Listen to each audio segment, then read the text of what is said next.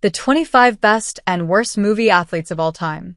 There are few genres more rousing or captivating than sports movies. The story isn't always the same. Sometimes it's a tale of unlikely success, sometimes it's a rise and fall, sometimes it's a bit of both. Regardless, there is an unspoken requirement that the actor cast as the great athlete looks the role. If you're cast as a baseball player, you should be able to throw a baseball. Play a boxer, you should pack a believable punch.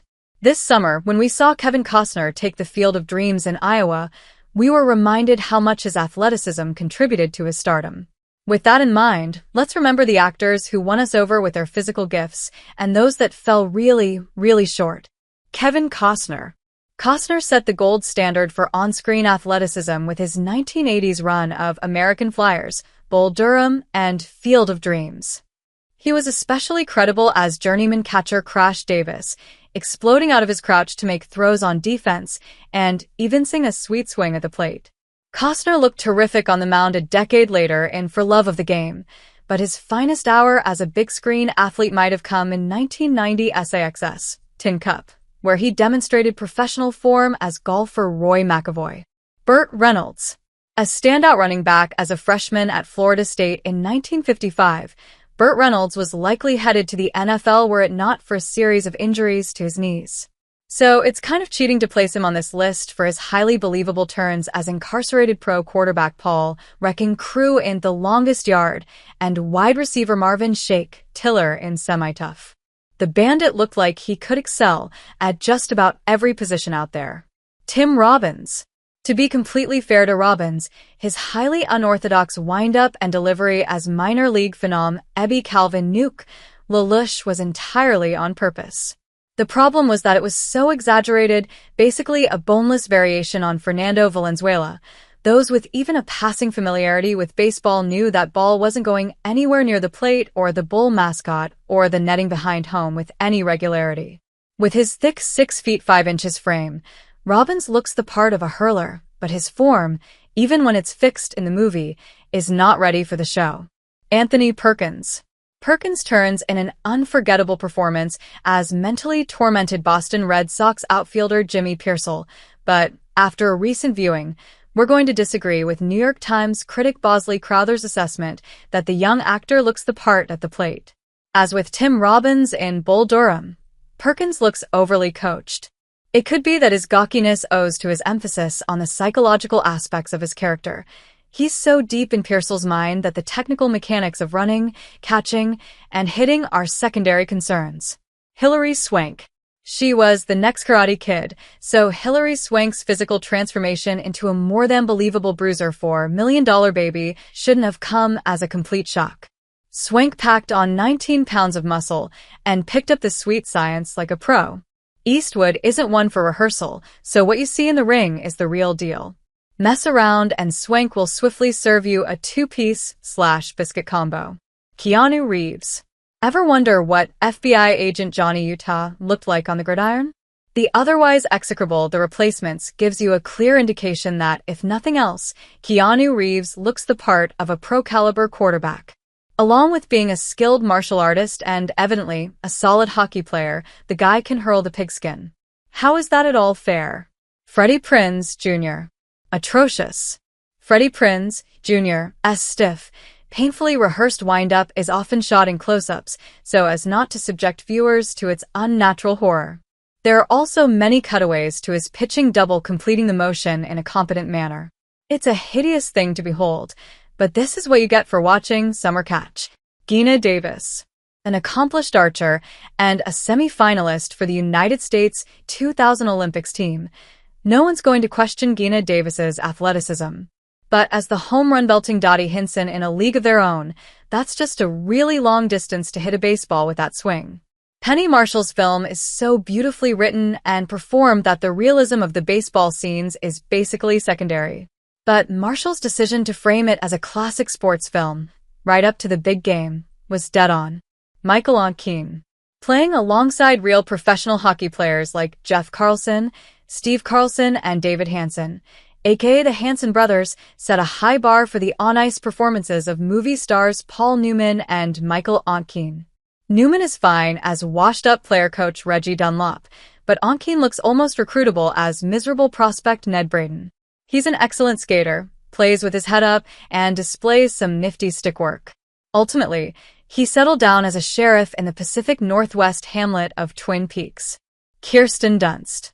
Kirsten Dunst is one of the finest actors of her generation and seemed perfectly cast as a bored, bratty tennis phenom who takes a shine to a fading veteran played by Paul Bettany.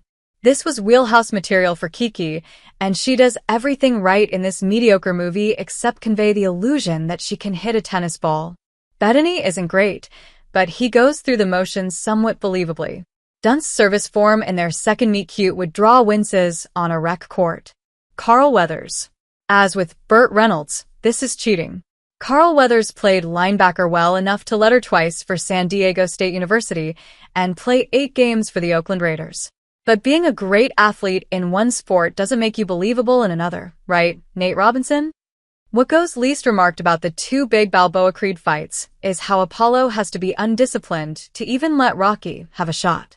And Weathers is so technically skilled at certain moments of the first bout, which his character did not take seriously, that you have to suspend belief to a tremendous degree to entertain the puncher's chance element of the film. Weathers' performance makes this plain. Creed should have wiped the canvas with Balboa both times. Jamie Foxx. Jamie Foxx has always been a remarkably versatile performer, but few could have predicted his physical transformation from pipsqueak comedian to muscle-bound quarterback Willie Beeman in Oliver Stone's Any Given Sunday. That's because most people didn't know Foxx was a standout football and basketball talent for Terrell High School in Texas. Even then, Foxx's footwork and throwing form looked good enough for the pros. Mickey Rourke. The tragedy of Mickey Rourke's career is that he couldn't keep himself focused on acting. He had to prove himself in other arenas. He craved physical competition, and he found it in the boxing ring. He's never made a good boxing movie, but his willingness to sacrifice his body found a bruisingly sad outlet in Darren Aronofsky's The Wrestler, where Rourke convincingly played a pro wrestler on the wrong end of everything. Rourke takes his bumps and chairs and staples. Every kid who grew up going to regional wrestling events saw this guy, and we all thought, wow, he must have been something 10 or 20 years ago. It's the role Rourke was born to play, and he was robbed of a Best Actor Oscar. Gary Cooper. Gary Cooper brought all the heart and dignity he could muster to his portrayal of the Iron Horse, Lou Gehrig, perhaps the most beloved New York Yankee of them all.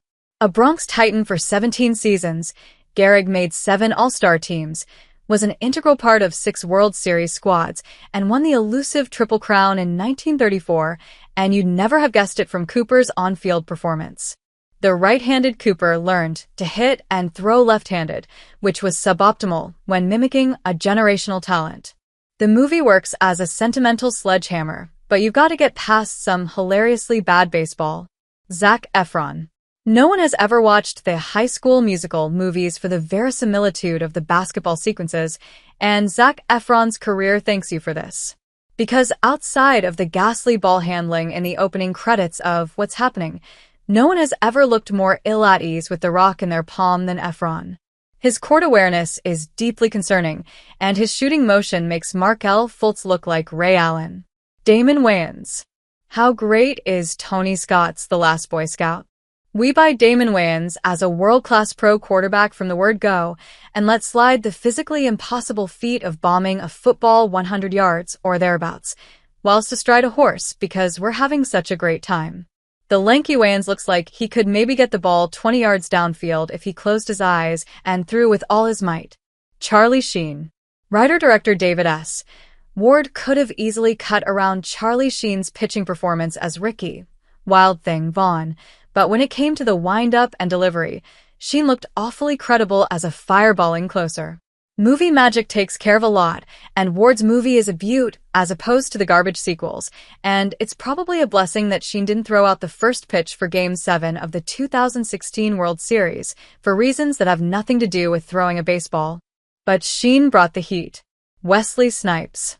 In the words of the immortal Lou Brown, James Gammon, Snipes might run like Mays, but he hits like shit.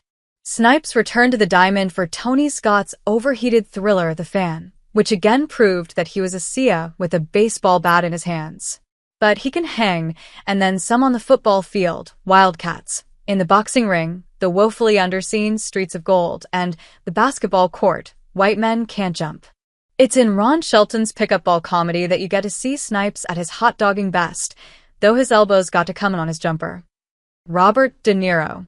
The method-acting De Niro had no real experience in the boxing ring, but when he committed to the role of former middleweight champion Jake LaMotta, he hit the gem and learned the craft so completely that, within a couple of years of picking up the sport, he won 2 of 3 amateur bouts. LaMotta called De Niro one of the 20 best middleweights he'd ever seen. You can see it in every frame of Scorsese's masterpiece. Tom Berenger. Tom Berenger didn't have to be Crash Davis, and that's why his performance as broken-down catcher Jake Taylor in Major League is so affecting. Berenger's playing a former star who's hoping for a couple of more summers in the sun, preferably in the bigs. There's overcompensation in everything he does. His swings at the plate, his throws to second, just crouching down to play his position looks like an ordeal. You've seen veteran players gut it out on the field before. Berenger embodies this, heart and soul.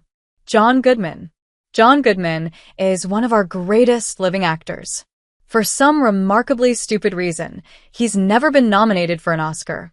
So it feels wrong to point out that, over the course of a brilliant 40-plus-year career, he was once disastrously miscast as Babe Ruth. Arthur Hiller's very bad 1992 biopic means to get at the alcoholic mess behind the newsreel charm but only winds up treating the Yankee legend as a tubby caricature. Goodman's performance reeks of indifference, and that's when he's not supposed to look like, arguably, the greatest ballplayer of all time.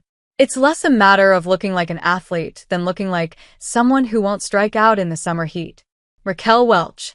Never one to back down from a fight, Raquel Welch actively took one on when she optioned Barry Sandler's story about an ambitious roller derby star. The star trained incognito for months and suffered a broken wrist before shooting the movie. The filming was bruising, too. Welch wound up bloodied and bruised after a punch-up with co-star Helena Kaliniotis. The effort more than paid off. Welch brings home the ferocity of roller derby with an iconic, lived-in portrayal that helped propel the sport into the sorta mainstream. Will Smith. No one considered Will Smith ideal casting for the GOAT in 2001, and even today it seems like a horrible idea. But Smith went to work in the gym, studied film with the hyper-meticulous Michael Mann, and internalized the physicality of Muhammad Ali. It's one of the rare cases of an American movie star working outside it like British-trained actors do, and by the end of the movie, all you see is Ali. A man. A god. David Strathairn. The snarky thing to do would be to highlight D.B. Sweeney's accurate portrayal of shoeless Joe Jackson over Ray Liotta's fantastical take on the man. But why bother when you've got the great David Strathairn playing the man who essentially set the Black Sox scandal in motion?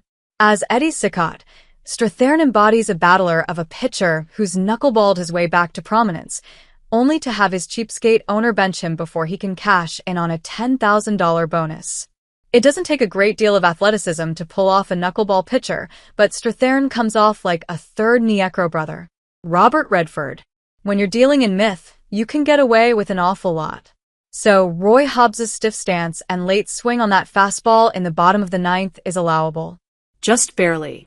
It's better form than the whammerous meaty cuts at Hobbs's telegraphed fastballs at the beginning of the movie. We prefer Redford at the plate.